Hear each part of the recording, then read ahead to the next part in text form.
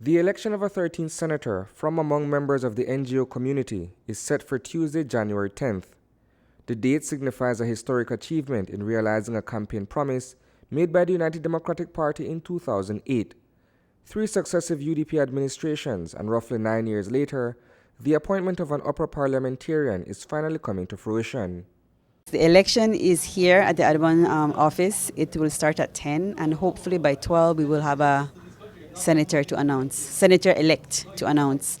And thereafter we will be putting forward the paperwork, the admin stuff, to the Governor General so that we can get our person into office as soon as possible.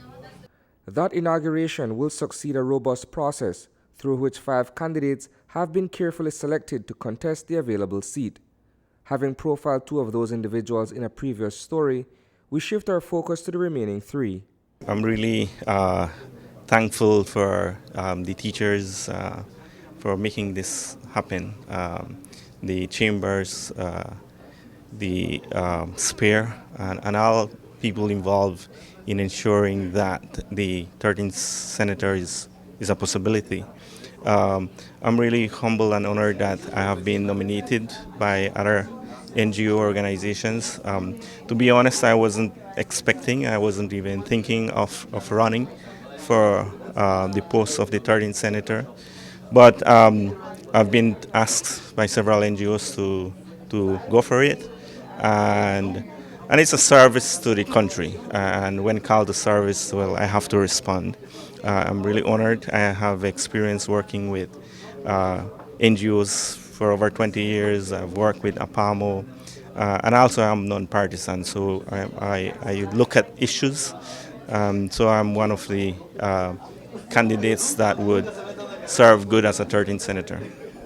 Having grown weary of imagining the possibilities of a Senate member to represent the interests of the N.G.O community, the Belize National Teachers Union, during its 11-day strike in October, required the Barrow administration to make good on its manifesto. This position was supported in full by the private sector and paved the way for the senatorial race. All the work they've put in over the years is what has given us, from the N.G.O community, the opportunity to have a 13th senator. And kudos to them. We owe a lot to them, so that now we have a space in the effort to improve governance in this country. No? So as a first order of business, if I would become the 13th senator, I would want to ensure that the N.G.O community becomes better organized, more united, and has its agenda well structured out. We cover diverse areas.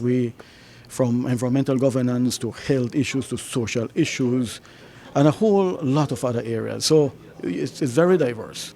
That multiplicity includes a little-known organization whose representative has also been nominated for the post.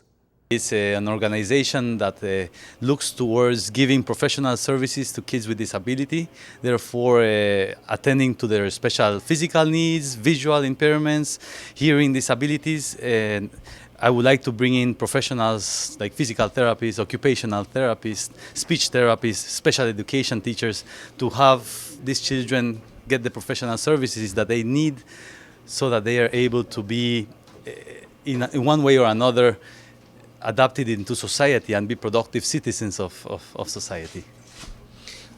Talk to us about your nomination, and once you are successful in becoming the 13th senator, what are either some of the issues you're lobbying for, or what platform of change would you be bringing to upper parliament? Well, in regards to this nomination, it has come to me as a surprise, and I feel overwhelmed because it's something great, and it's an enormous milestone towards the democracy of this country. Earlier today, the 13th Senator Steering Committee convened a meeting with all candidates and members to hammer out the election process. Today, as a group, we discussed various models, and the model that we're going to be using next week Tuesday is for all the NGOs to have a person who will be nominated by the organization to cast a vote. It's one vote, one NGO. At that meeting, or rather at that election, we will basically tally all the votes. We will have an auditor to assist us to ensure transparency.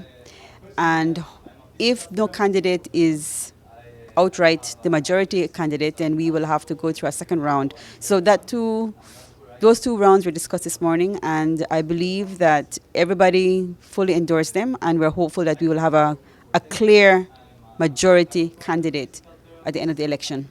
Reporting for News 5, I am Isani Cayetano.